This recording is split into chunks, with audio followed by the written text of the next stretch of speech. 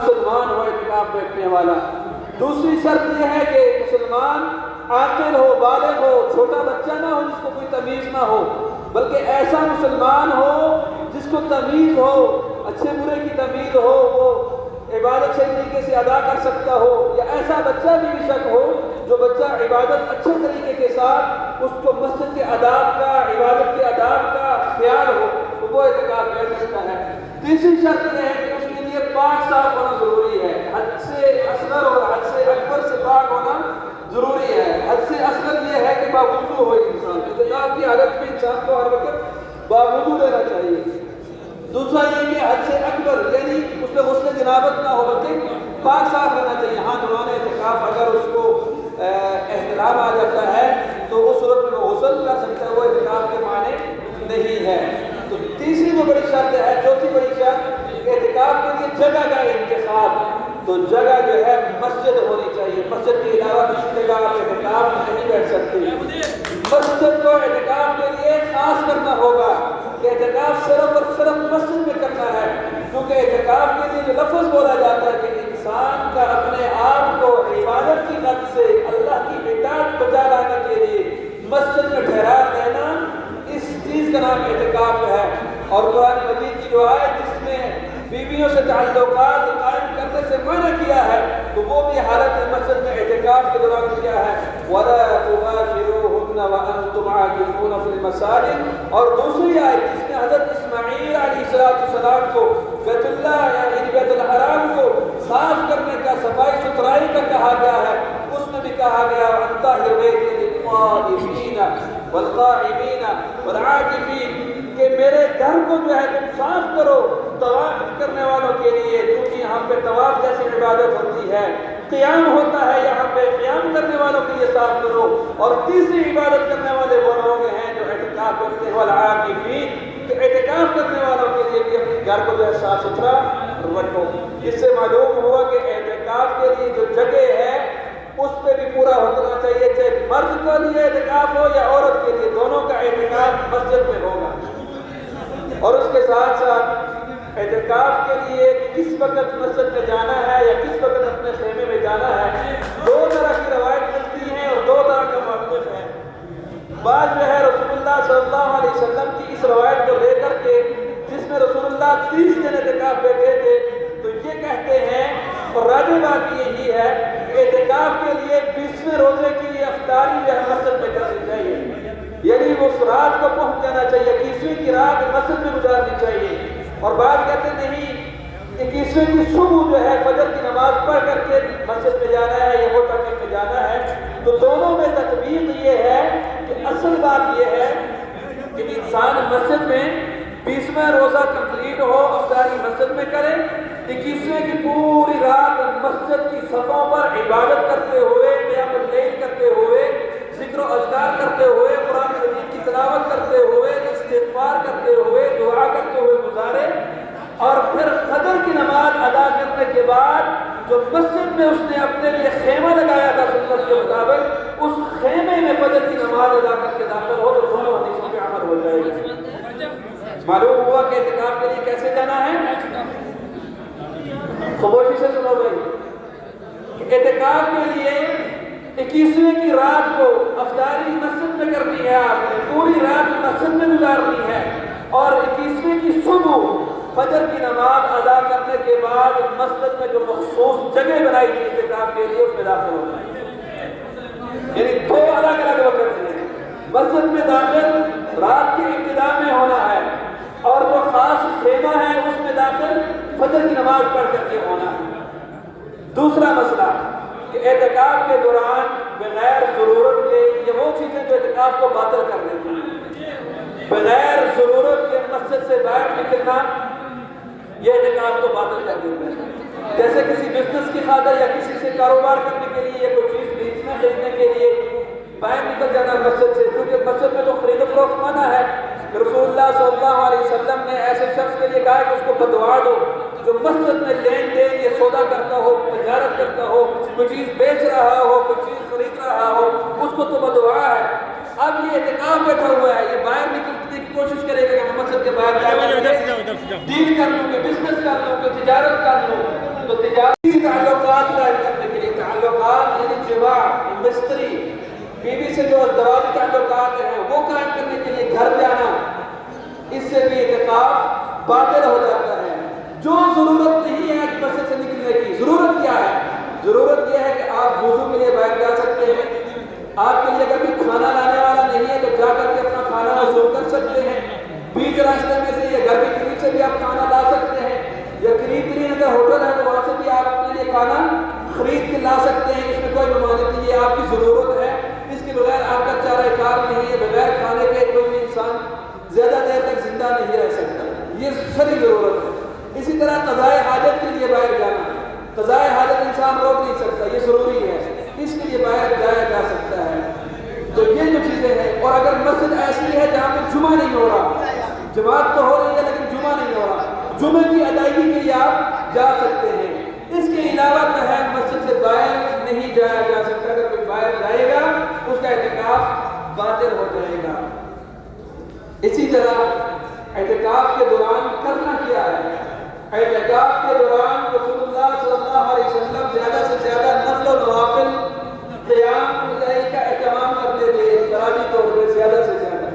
افضل اور بہتر یہی ہے کہ انسان اپنی عبادت کرے، باجماعت نہ کرے بلکہ اپنی کرے، لیکن اگر لوگ عامی ہیں، قرآن صحیح سے نہیں پڑھ سکتے یا عبادت کا طریقہ کار صحیح معلوم نہیں ہے، پر ایک امام کے پیچھے کھڑے ہو جائیں تاکہ وہ قیام کے دوران زیادہ سے زیادہ اچھے طریقے سے، لمبے طریقے سے جو قیام ہے اس کا حق ادا کر سکیں اور قرآن مجید کی تلاوت کر سکیں، اس طریقے کے ساتھ جو ہے قیام اللیل جو ہے وہ کرنا چاہیے۔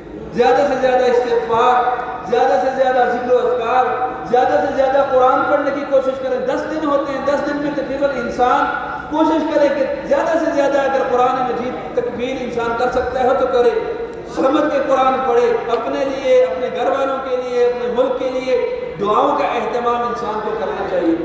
بعض لوگ جو ہے اعتکاف ٹائم پاس کے لیے کرتے ہیں کہ جاب میں دل نہیں کرتا تو مسجد میں چلے جاتے ہیں کہ کسی بہانے پہ وہاں پہ وقت گزار لیں گے، اور وہاں پہ جو ہے موبائل کا استعمال جو ہے، وہاں پہ جو ہے چیٹ ہو رہے ہیں، واٹس ایپ میسیجز پہ لائیو کالیں ہو رہی ہیں، اور یعنی قسم کی گفتگو میں یہ جو ساتھی ساتھ میں بیٹھے ہیں سارے ایک جگہ مجمع لگا لیتے ہیں، دنیاوی باتیں ہو رہی ہیں، یہ اعتکاف نہیں ہے۔ ہاں کوئی دینی مجلس اگر آپ وہاں پہ مل کے کرتے ہیں تو اس میں کوئی ممانعت نہیں ہے، جیسے کہ رسول اللہ صلی اللہ علیہ وسلم کی ضرورت کے تحت جو مسجد میں حاضرین تھے ان سے جو ہے بات کر لیا کرتے تھے۔ باہر سے اگر کوئی انسان آتا ہے آپ سے ملنے کے لیے تو اگر انتہائی ضروری ملاقات ہے تو ملاقات کر سکتے، اس میں ممانعت نہیں ہے۔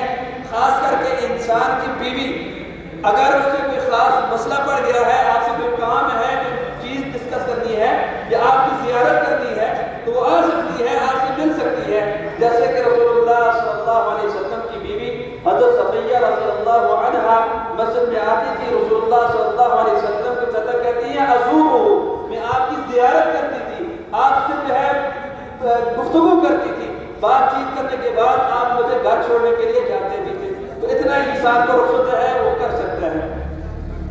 دوران اعتکاف اگر آپ کا گھر قریب ہے یا ایسی صورتحال ہے کہ آپ کی کھڑکی اور مسجد کی کھڑکی مل رہی ہے، آپ اپنا ہاتھ اندر کر کے ناخن بیوی سے کٹوا سکتے ہیں، آپ اپنا سر کھڑکی کے اندر کر کے اس سے تیل اور کنگھی بھی کروا سکتے ہیں۔ رسول اللہ صلی اللہ علیہ وسلم کی زوجہ محترمہ حضرت عائشہ صدیقہ بیان کرتی ہیں کہ نبی مکرم صلی اللہ علیہ وسلم کی کنگھی اور آپ صلی اللہ علیہ وسلم کے بالوں کو تیل لگایا کرتی تھی، اس حال میں کہ آپ صلی اللہ علیہ وسلم اعتکاف میں تھے۔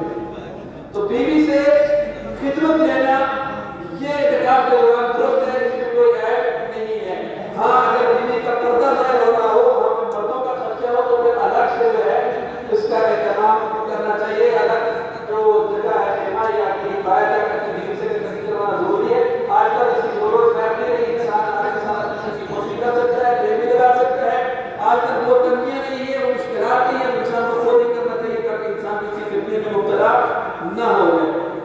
پانچواں مسئلہ کہ عورت کا اعتکاف، جس طرح اعتکاف مردوں کا ہے اسی طرح عورتوں کا بھی اعتکاف ہے، اور عورتوں کا بھی اعتکاف مسجد میں ہوگا۔ رسول اللہ صلی اللہ علیہ وسلم کی زندگی میں رسول اللہ صلی اللہ علیہ وسلم کی ازواج مطہرات مسجد میں خیمے لگاتی تھی۔ ایک دفعہ اتنے خیمے لگا دیے کہ ساری بیوی نے خیمے لگا دیے، تو اس کثرت بیویوں کی وجہ سے آپ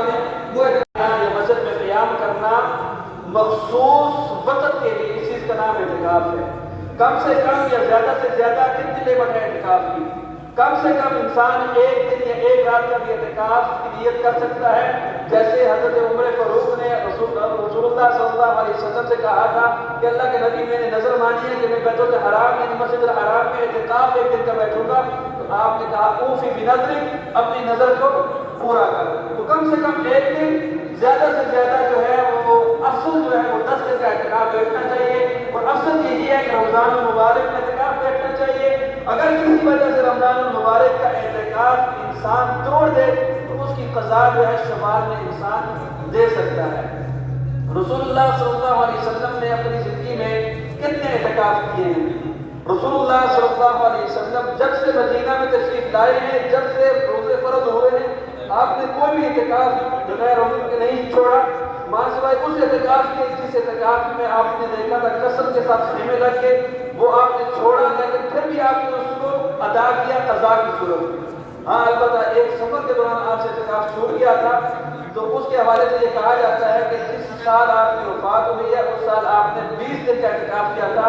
اور اس 20 دن کے اعتکاف کی توضیحات جو ہے پہلے بھی بیان کر چکا ہوں. ان میں سے 2 وجہ تو یہ تھی کہ ایک کثرت عبادت کی وجہ سے آپ نے یہ کیا، دوسرا یہ کہ جس سال آپ کی روح پرواز ہوئی اس سال آپ نے جبرائیل امین کو 2 دفعہ قرآن سنایا. ویسے آپ کا معمول تھا کہ رمضان میں 1 دفعہ قرآن سناتے تھے جبرائیل کو. قرآن آپ زبانی سناتے تھے، قرآن بولے جا، اور یہ حافظوں کی یہ سنت بھی ہے. لیکن جس سال آپ کی روح قبض ہوئی اس سال آپ نے 2 دفعہ قرآن سنایا. اس مناسبت سے آپ نے 10 کے بجائے 20 دن کا اعتکاف کیا. اور تیسری وجہ یہی تھی کہ سفر کے دوران آپ کا اعتکاف چھوٹ گیا تھا، تو جس سال آپ کا اعتکاف چھوٹا تھا اس کے آنے والے سال میں چونکہ آپ نے رحلت فرما جانا تھا تو آپ نے 20 دن کا اعتکاف کیا. تو کیا عورت اعتکاف بیٹھ سکتی ہے؟ جی ہاں، عورت بھی اعتکاف بیٹھ سکتی ہے. کیا اعتکاف کے دوران کسی مریض کی عیادت کی جا سکتی ہے؟ نہیں، سنت یہ ہے کہ مریض کی عیادت نہیں کرنی.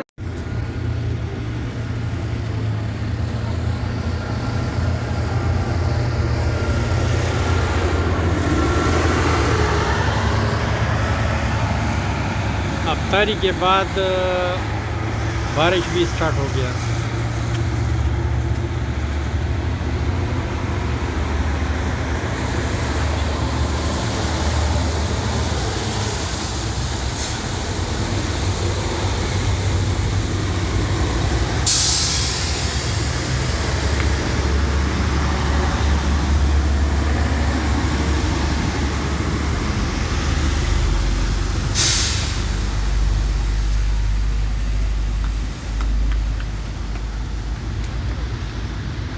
ابھی ہم اجازت مانگتے ہیں. مع السلامہ، اللہ حافظ.